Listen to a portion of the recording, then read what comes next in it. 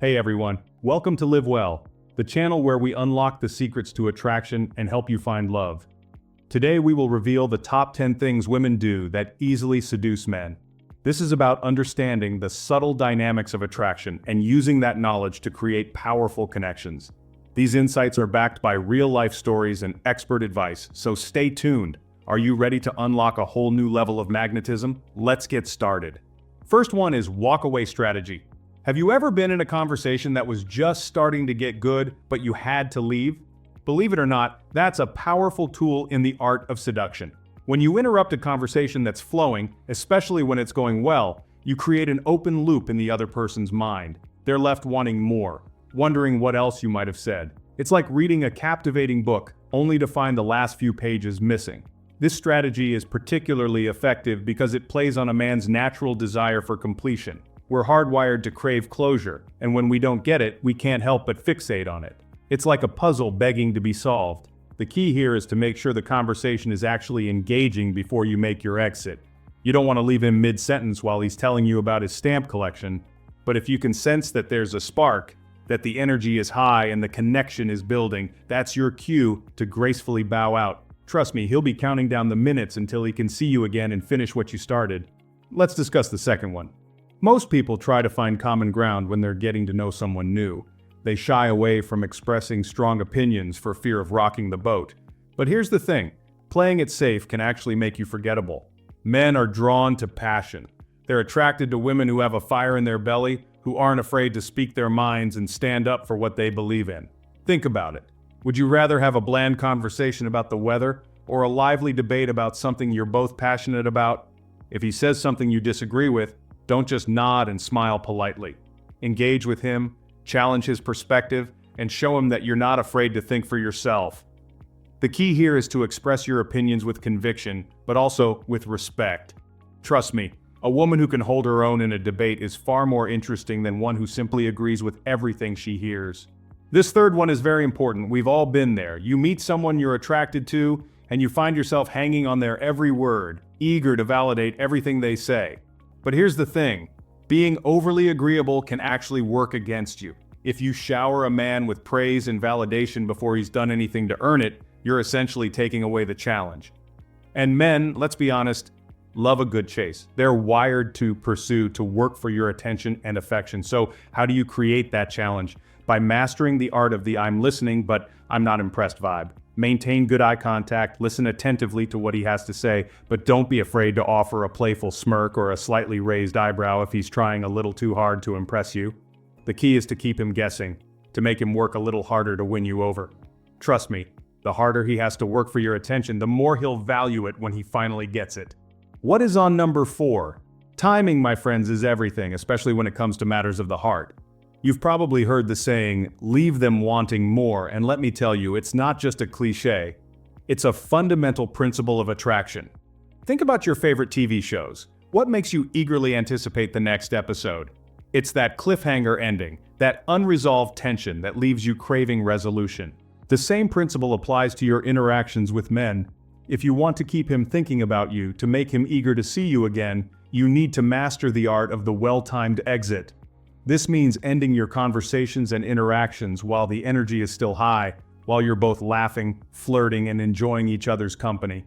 Resist the temptation to linger until the conversation fizzles out or, worse, descends into awkward silence. Trust me, leaving him wanting more is far more effective than overstaying your welcome. Let's talk about sensuality on number 5. It's a powerful tool, but it's often misunderstood. Sensuality is not about being overtly sexual or dressing provocatively. It's about subtle cues, about owning your femininity and moving with a quiet confidence that draws people in. Think about it.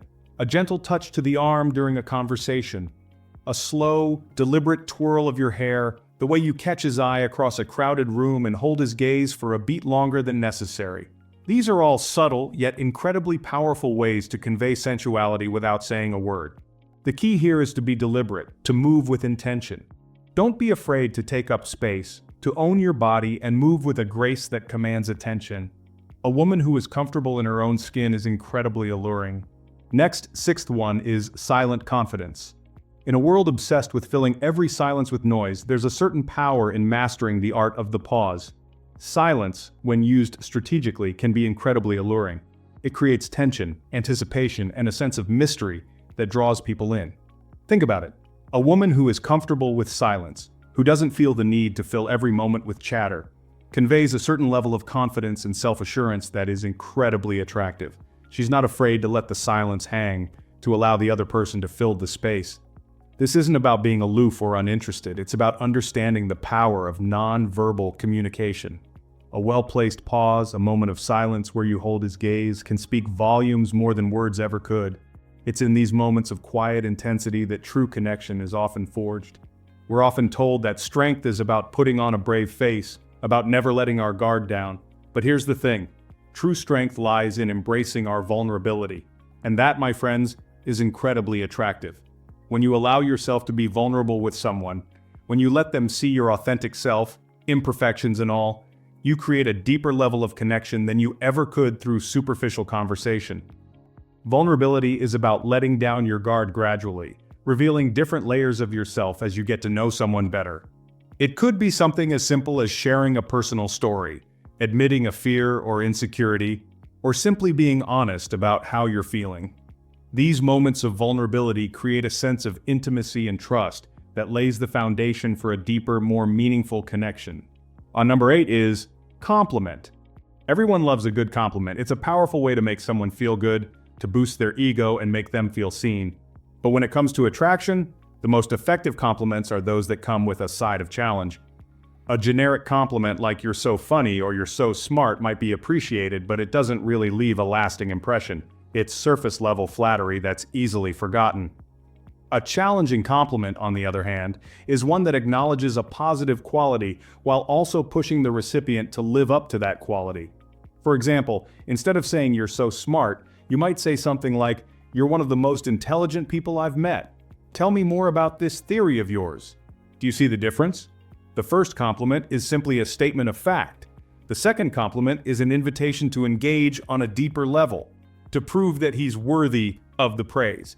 And that, my friends, is how you make a compliment truly memorable.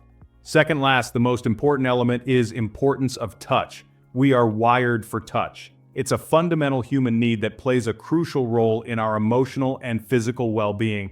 And when it comes to attraction, touch can be an incredibly powerful tool. Now, I'm not talking about anything inappropriate or invasive.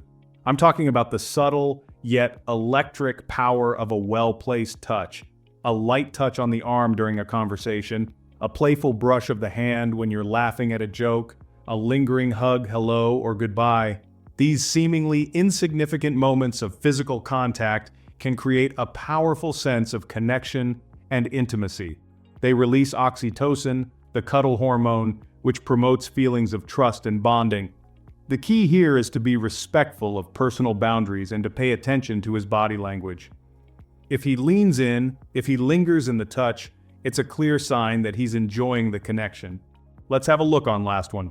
We live in a world of instant gratification. We want everything now, and we want it fast. But when it comes to matters of the heart, a little bit of patience can go a long way. In fact, mastering the art of delayed gratification can be one of the most effective ways to make a man obsessed. Think about it. When we have to wait for something, when it's not immediately within our grasp, it becomes all the more desirable. It's the principle of scarcity at work. This doesn't mean playing games or being manipulative. It's about creating a sense of anticipation, of leaving him wanting more. So, instead of responding to his text messages immediately, wait a few hours or even a day. Don't be afraid to turn down a date if it's not on a day that works for you. The anticipation will build, and by the time you do see him again, he'll be even more eager to spend time with you. Thanks for watching. If you found these tips insightful, don't forget to like, share, and subscribe for more content on relationships and attraction. Now go out there and use this knowledge to create the relationships you truly desire. See you in the next video.